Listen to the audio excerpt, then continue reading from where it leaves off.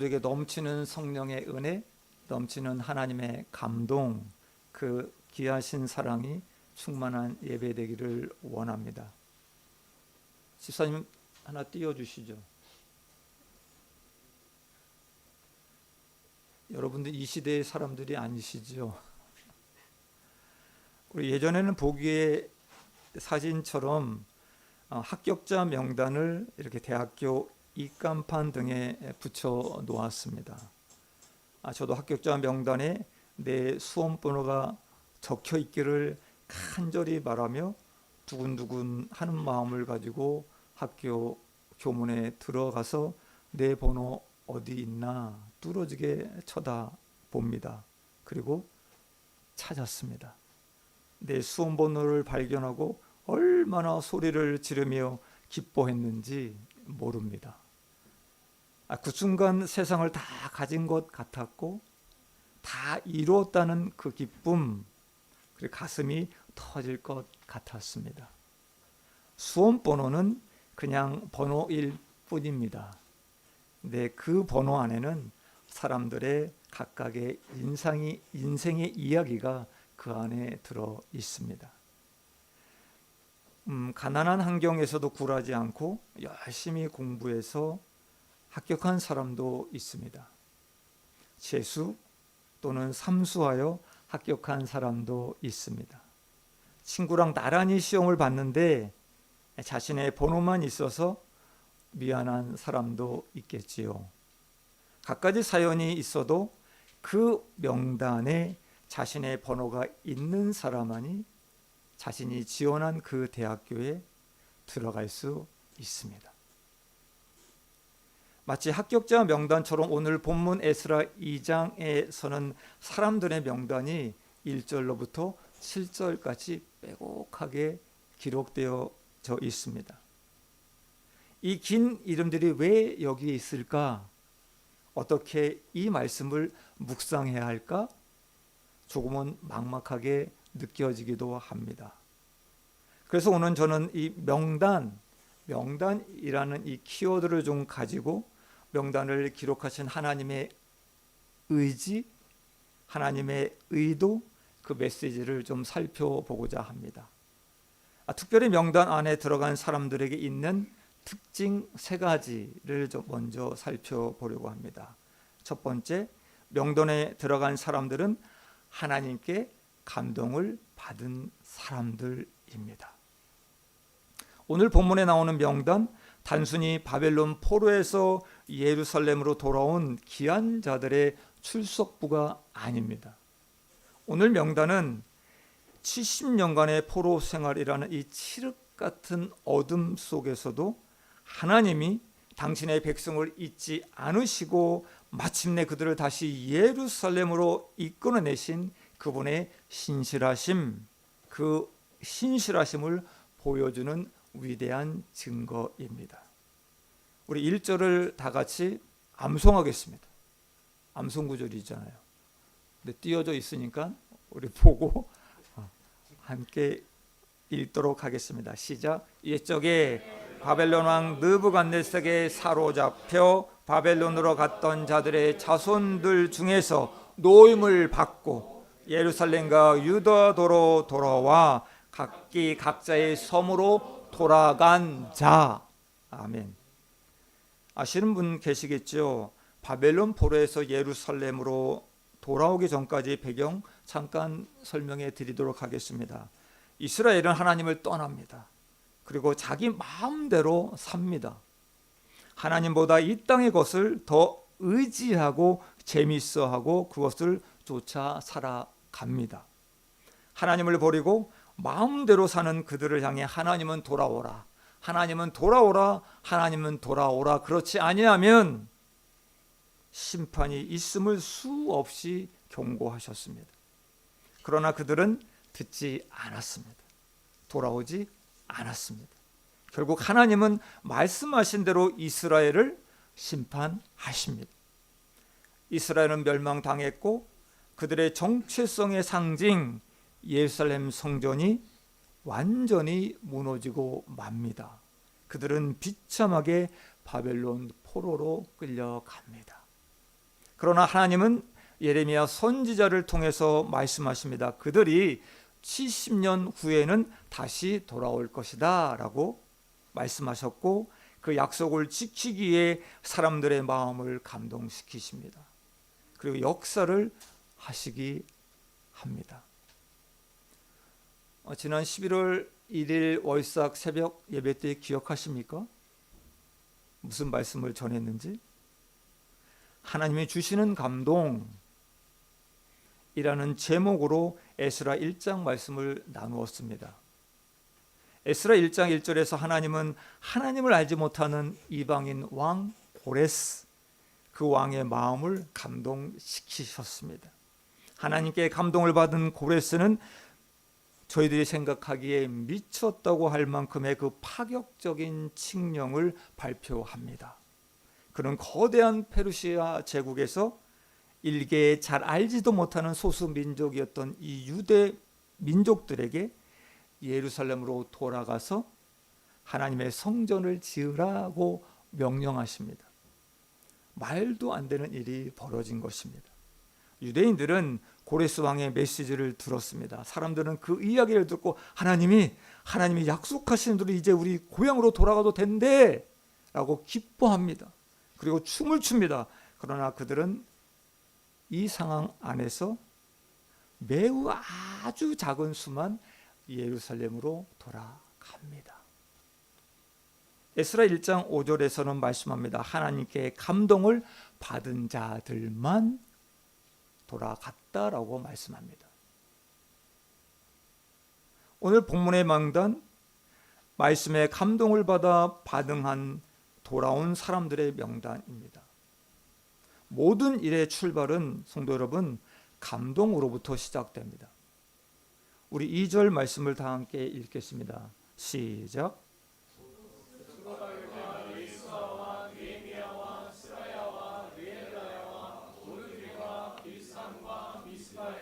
비고에와 르흠과 바아나 등과 함께 나온 이스라엘 백성의 명수가 이러하니. 아멘.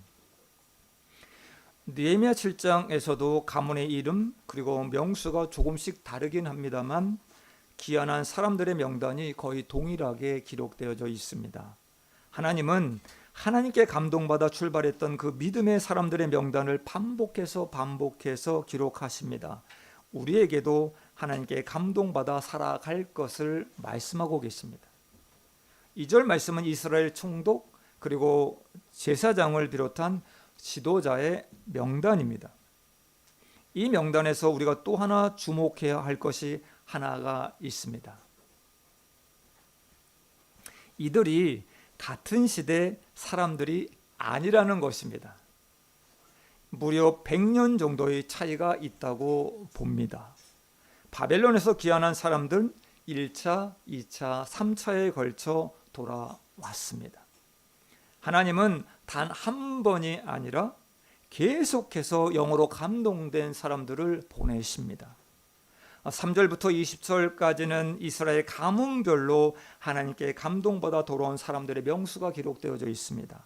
그리고 21절부터 35절은 가문이 확실치 않은 사람들, 베들레헴 사람, 느도바 사람, 아나도 사람 등 그 지역에 산 사람들 중에서 하나님께 감동을 받아 돌아온 사람들의 명수가 기록되어져 있습니다. 그리고 36절부터 39절까지는 제사장 중에서 하나님께 감동을 받아 귀환한 자들의 명단입니다. 그리고 40절부터 54절까지는 레위인 중에서 하나님께 감동을 받아 귀환한 자들의 명수가 기록되어져 있습니다. 그런데 이 명단을 여러분 자세히 살펴보면 차이점을 하나 발견할 수 있습니다. 레위인의 명단은 제사장에 비해서 그 수가 적은 것을 볼 수 있습니다. 에스라 2장에서는 사람들을 모아보니 레위인이 거의 없었다라고 말씀합니다. 느헤미야 13장 10절에서는 이렇게 말씀합니다. 레위인이 직무를 버리고 자기 밭으로 돌아갔다라고 기록하고 있습니다. 아마도 이 시대에도 사역은 힘들고 사례도 제대로 받지 못했던 레위인들이 쉽게 동참하지 못한 것이 아닐까라는 생각을 합니다. 참으로 안타깝지만 지금 우리가 사는 시대도 거의 동일한 것 같습니다. 일본은 신학대학이 몇 군데 있습니다. 그런데 지원자가 매년 한 명도 없는 경우가 생겨나고 있습니다. 한국도 마찬가지입니다. 학생들이 점점 줄어들고 있다라고 합니다. 43절에는 여러분 잘 보시기 바랍니다. 느디님 자손에 대한 명단이 나옵니다. 느디님 사람들은 이스라엘 백성이 아닙니다. 그들은 레인을 보조하여 물깃기, 나무 패기, 성전 청소 등 보조 업무를 하는 성전의 자벽을 맡은 사람들입니다. 비교적 낮은 지위의 일을 담당했던 가문이다라고 볼 수 있습니다. 이들은 놀랍게도 이스라엘 백성은 아니었습니다. 그런데 하나님의 감동을 받아 성전을 짓고자 돌아온 이방인들이었습니다. 하나님의 감동은 이방인에게도 일어났습니다. 참으로 놀라운 은혜를 보여주고 계십니다. 59절부터 63절까지는 슬픈 사람들의 이야기가 등장합니다.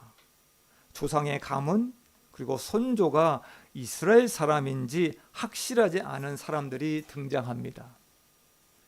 이스라엘의 정체성을 잃어버린 사람들, 교회는 다녔지만 믿음의 정체성이 없어 명단에 오르지 못한 사람들이 있었다는 것입니다.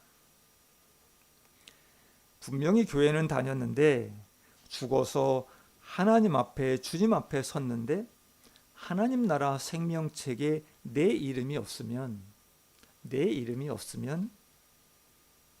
천국에 들어갈 수가 없습니다. 교회 이름을 이야기하고 교회 열심히 다녔고 아무리 설명해도 내가 주님께 속한 자라는 것을 그 자리에서 밝힐 수 없으면 우리는 천국에 들어갈 수 없습니다. 이 명단에 들어간 사람들, 바벨론 같은 세상에 살다가 하나님의 말씀을 들을 때 감동받아 주님을 믿은 구원자들입니다. 이들은 하나님께 감동받아 사는 사람들이었습니다. 우리도 하나님께 감동받아 구원받고 하늘나라 생명책에 나의 이름이, 저와 여러분의 이름이 기록되길 원합니다. 아멘. 우리도 하나님의 감동으로 사는 자들이 되길 부탁드립니다. 성도 여러분, 살면서 하나님께 감동을 받은 적이 있으십니까? 하나님께 감동을 받은 적이 있으십니까? 저희 우리 문춘 전도사는 미국 유학 시절 여름방학 때 제가 사역하고 있었던 후쿠오카로 저를 보러 왔다가 하나님이 그 마음에 감동을 주셨습니다. 그래서 일본으로 돌아오게 되었습니다. 미국에서의 삶을 계획하였지만 지금은 일본에서 살아가고 있습니다. 계획하지도 않은 신학대학을 지금 하나님이 주신 감동으로 다니고 있습니다. 인생을 살다 보면 하나님은 저와 여러분에게 감동을 주십니다. 우리 루나상 교회에 나가고 싶은 하나님의 감동을 받고 우리 교회에 나오게 되었습니다. 어느 때는 누구를 지금 꼭 도와주어야 한다는 감동이 있을 때가 있습니다. 여러분 기억하시는지 모르겠습니다. 우리 이호철 집사님의 어머님과 우리 아내가 좀 이야기를 좀 하다가 아들의 그 죽음 앞에서도 교회에 헌금을 드리고 싶다라는 감동을 받으셔서 귀한 헌금을 저희에게 주셨습니다. 이렇게 하나님은 하나님께 감동을 받은 사람들을 통해 하나님 나라를 이끌어 가십니다. 우리가 세우는 계획, 우리의 삶을 이끌어가는 것이 아니라 하나님의 감동이 저와 여러분을 이끌어가게 하십시오. 아멘. 성령의 감동을 받으십시오. 아멘. 매일 여러분의 인생 하나님의 감동으로 매일매일 출발하시기를 부탁드립니다. 하나님의 감동을 받고 돌아온 자들은 1,500km가 넘는 거리를 왔습니다. 성도 여러분, 제가 좀 질문 좀 드리겠습니다. 가장 먼 거리가 어디인지 아십니까? 가장 먼 거리가 어디인지 아십니까? 누가 이렇게 대답을 합니다. 머리에서 가슴까지의 거리가 가장 멀다고 합니다. 머리로는 하나님으로 가득 차 있습니다. 가슴으로는 절대 노려오지 않습니다. 감동이 없어 믿지 못하는 사람들이 너무나 많습니다. 좋은 이야기이지, 좋은 이야기이지, 그래 맞는 말이야. 저와 여러분, 거기에서 머물지 말고 가슴으로 감동을 받아서 마음으로 믿어지는 역사, 그 역사가 이 시간 일어나기를 부탁드립니다. 그래서 하나님의 생명책에 하나님께 감동받은 믿음의 사람으로 당당히 기록되시기를 부탁드립니다. 두 번째입니다. 명단에 들어간 사람들은 성전 건축이 목적인 사람들이었습니다. 우리 68절 말씀 다 같이 읽겠습니다. 68절 말씀 시작. 어떤 족장들이 예루살렘에 있는 여호와의 성전터에 이르러 하나님의 전을 그곳에 다시 건축하려고 예물을 기쁘게 드리되. 아멘. 하나님의 감동을 받고 예루살렘으로 돌아온 그들의 삶의 목적은 단 하나였습니다. 성전을 짓는 것이었습니다. 아무것도 없는 성전터, 아무것도 없는 그 텅텅 빈 곳에 이르렀을 때 그들은 비오듯 눈물을 흘립니다. 그리고 예물을 정성껏 드립니다. 포로로 살면서 모았던 금 500kg, 은 3톤 정도를 성경은 드렸다고 기록되어져 있습니다. 사랑하는 여러분, 여러분의 삶의 목적은 무엇입니까? 여러분의 삶의 목적은 무엇입니까? 무엇을 위해 그렇게도 바쁘게 살고 있습니까? 70년 동안 바벨론 포로로 살면서 그들은 바벨론 생활에 완전 적응이 되었을 것입니다. 지금의 영어처럼 그 당시 가장 많이 통용되었던 언어가 아람어입니다. 아마도 자녀들은 이 아람어를 유창하게 구사했을 것입니다. 허리띠 잔뜩 졸라매고 힘들게 집을 장만하여 이제는 살만하다, 이들은 살만하다 생각한 사람도 있었을 것입니다. 아이들이 좋은 대학에 들어가서 기쁨을 맛보고 있는 사람도 있었을 것입니다. 좋은 직장에 들어가 고생한 보람이 있다고 하면서 안정된 삶을 이루었다고 감사하며 살아가는 사람도 있었을 것입니다. 그렇게 내가 일구어낸 것들이 많은 그 땅을 가감하게 버리고 그들은 성전을 지으려고 이들은 돌아온 것입니다. 그렇다면 성도 여러분, 성전이 무엇입니까? 성전이 무엇입니까? 그들의 삶의 목적은 무엇으로 이렇게 살아갔을까요? 성도 여러분, 구약시대의 성전은 이스라엘 민족의 정체성이었습니다. 구약시대의 성전은 하나님의 임재의 장소였습니다. 하나님은 성전을 통해 그분의 임재를 보여주셨습니다. 죄인인 인간이 하나님을 만날 수 있으려면 거룩한 장소가 꼭 필요했습니다. 그것이 바로 성전입니다. 하나님을 만나기 위한 장소, 그것이 성전이었습니다. 성전은 하나님이 계신 곳, 하나님 나라입니다. 그들은 70년간 어떤 생활을 했더라도 그 땅에서 사는 것이 목적이 아니었습니다. 그 땅에 살기 위해 태어난 것이 아님을 이들은 알았습니다. 바벨론에서 나온 사람이 많은가? 아니면 나오지 않은 사람이 많은가? 나오지 않은 사람이 훨씬 많습니다. 이 시대에도 동일합니다. 세상은 이 땅에서 잘 먹고 잘 사는 것이 목적과 소망입니다. 저와 여러분은 그런 사람들이 아닙니다. 가진 것을 가감하게 버리고 성전 지으러 가야 하는 사람들입니다. 하나님 나라 향하여 살아가는 사람들입니다. 이곳에 얼마를 살건 우리는 이 땅에 살기 위해 이 땅에 오지 않았습니다. 성도 여러분, 잘 기억해 주시기 부탁드립니다. 우리는, 저와 여러분은 나그네로 살아갈 뿐입니다. 나그네 시간이 어떤 사람은 70년이 될 수도 있습니다. 그런데 어떤 사람은 길면 90년, 100년이 될 수도 있습니다. 이것이 이 땅의 삶입니다. 이 땅에서 천년만년 살지 못합니다. 오늘 명단에 나온 사람들처럼 우리도 돌아갈 곳, 하나님 나라가 있음을 저와 여러분은 기억하고 살아야만 합니다. 목적이 분명하면 짐이 가볍습니다.